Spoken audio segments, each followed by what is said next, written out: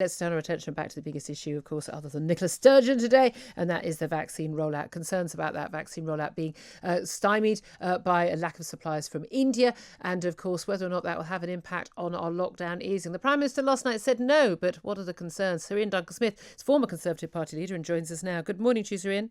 Good morning, Julia. We've been promised again and again and again, haven't we, that, it's data, not dates. Whenever the data looks better than the dates that have been set out in this lockdown easing, we're told, no, they can't move. But there's always a concern they will move later than the earliest possible dates the Prime Minister has given. Are you reassured that the Prime Minister is not going to hold back on the opening up of our society and the freedoms in our lives and meeting up with family members and friends because of the lack of the supply of the vaccine?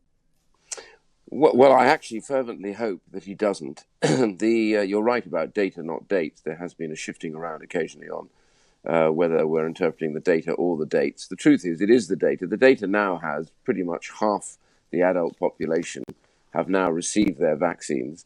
This is going to progress even further over the next few weeks.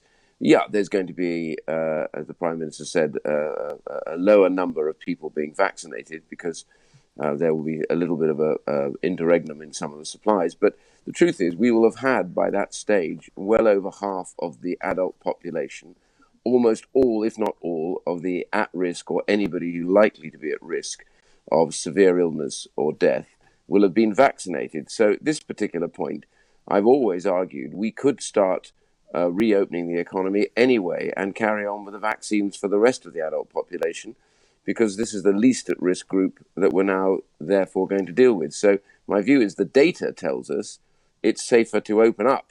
The dates are where the problem arises. Well, this is the interesting thing, is the original plan was not to vaccinate the entire population. The original plan was, we were originally told it's over 70s. The Prime Minister, when he announced this lockdown, he said, once we've rolled out, the vaccine programme is successful and the most at risk, and that's over 70s. I'm getting mine today. The Prime Minister's getting his today. You've already had yours. I mean, we're in a ridiculous scenario where, as you say, the risk of being hospitalised, the risk of dying of COVID now, it was for anyone under 50 is minuscule anyway, and it's going to continue to be minuscule, and yet people aren't allowed to go to the pub or visit their grandparents, and children are wearing masks in schools.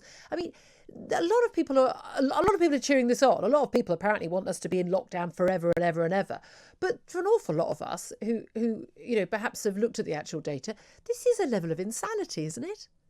I don't know who the people are that are cheering it on, if they are. Well, the polls keep telling us that the government's on the right track, and a lot of people still think they'd rather the government moved slower than sooner.